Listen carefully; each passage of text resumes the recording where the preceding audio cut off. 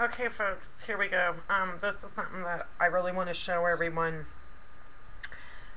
This is a post that was made by the BP America Facebook page about an hour ago. This is Dave Rainey.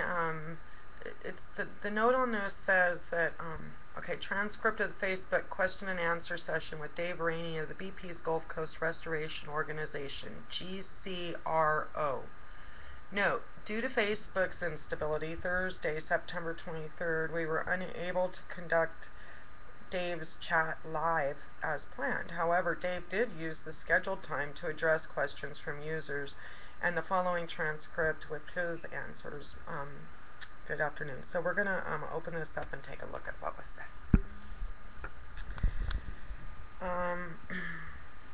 Transcript of Dave's blah blah. Anyway, we're going to start here. Good afternoon. My name is Dave Rainey, and I am the Vice President for Science, Technology, Environment, and Regulatory Affairs for BP's Gulf Coast Restoration Organization. This is the organization that BP has set up to manage the long-term response to the Deepwater Horizon incident. I need to own up to the fact that this is my first Facebook experience. I'm looking forward to it, I think. I've looked at the questions that have been submitted, and it looks like we have 3 questions specifically on dispersants, so let me try to answer them first. The first of those questions comes from Kim Moore, who asks, what is the last date that BP used Corexit in the Gulf of Mexico? Thank you for your question, Kim, Kim. The last day on which we used dispersant to fight oil on the surface of the water was July 19th, shortly after flow from the MC 252 well was stopped on July 15th. That's a lie, but we'll just keep going. Since then, only one very small application took place for safety reasons on September 4th. As the capping stack was brought to the surface, some hydrocarbons contained in this stack escaped to the water within the moon pool of the recovery vessel. 5 gallons of dispersant were applied to reduce potential worker exposure to vapors in this restricted area. The next question also comes from Kim Moore, who asks, does your company plan to use any more Corexit in this region? Dave, at Kim, the only situation where we might use dispersant in the future would be for safety reasons in situations similar to September 4th application, as the remaining equipment is recovered from the seafloor. Question. The third question regarding dispersants from Kim Moore asks, is it BP's claim that the Corexit used during this disaster was safe for humans to swim in and consume via eating local seafood? Thank you again, at Kim. With regard to safety of swimming in seafood, here are some basic facts. About 1.83 million gallons of dispersant were applied to the slightly less than 3 full-size swimming pools. Blah, blah. Anyway, 98% was applied to more than 20 miles from the shoreline. No dispersant was applied closer than 8 miles to the shoreline. Independent tests by the FDA found the dispersants we used to be practically non-toxic to slightly toxic. To put this in perspective, this is roughly the same level of toxicity as many common household detergents, including dishwashing detergents. Folks, that's bullshit. They're lying. Given these facts, I believe that it is absolutely safe to swim in the Gulf Coast beaches. Specifically with regard to the seafood, the FDA has recently provided their view of dispersants and their impact on seafood safety, and you can find this information on their website. They state that the dispersants used to combat the oil spill breakdown rapidly in the Gulf of Mexico, and that they do not accumulate in seafood. They have assured the public that the seafood from the Gulf of Mexico is safe to eat. They're pointing the finger back at the federal government, folks. That's plain and simple. I am, for one, continuing to enjoy fresh seafood from the Gulf. Here he says he's answering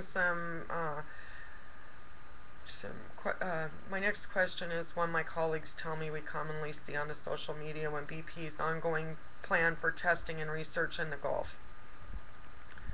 I'm gonna not comment during this part and let you read it.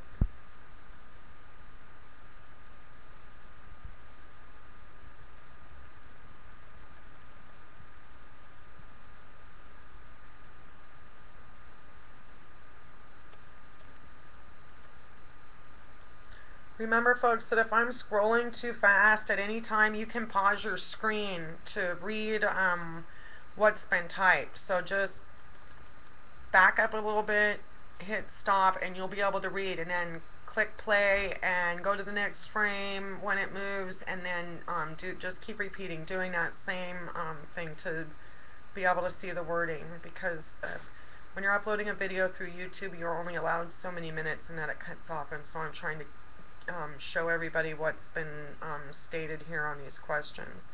For those of you who don't like to sign on to Facebook, and for purposes of sending this out to media, we're really having to go the extra mile and get this out to foreign media sources, because the United States is refusing to cover this story or talk about it. It's just really scary times. Okay, so then what I want to point out on the bottom is that they made this note for Kim Moore's questions. What is the white and green stuff we see being sprayed from the arm of the ROVs in this region? Dave was disappointed that Facebook was unavailable because he was hoping Kim could provide more information that would enable him to answer the question. Okay, folks, I want you to know that right now, when I read this the first time, I stopped everything that I was doing. I went over to somebody else's YouTube channel, Miss Milky something, and I don't agree with everything that's claimed on her. I don't agree with everything that's said, but what I do know is that she's showing us video clips with dates included of the ROV feeds from the MC-252 region. And God bless this woman for the number of hours that she spends recording her videos and recording the information and what she's seeing. And I happen to be one. I've had to do it in the last few days and once a few weeks ago. I understand what it takes to stop your normal course, your normal routine, and have to learn how to make a YouTube video, or how to learn to shop for a decent video camera. There's just a lot involved. It's not poof that easy. Maybe it will be for me a month from now, but right now it's just not that easy. So I jumped right back in there on the BP America Facebook page, and I provided some links to her videos, and I'm gonna tie that back in. I'm gonna include the links in the notes to this video, so you'll be able to drop down when we're on the YouTube video. You're gonna look for the notes right below the video, and you can expand those notes by clicking on the little arrow pointing down, and you'll be able to see all the links to this video proof of the ROV spraying stuff. And I'll see you guys shortly.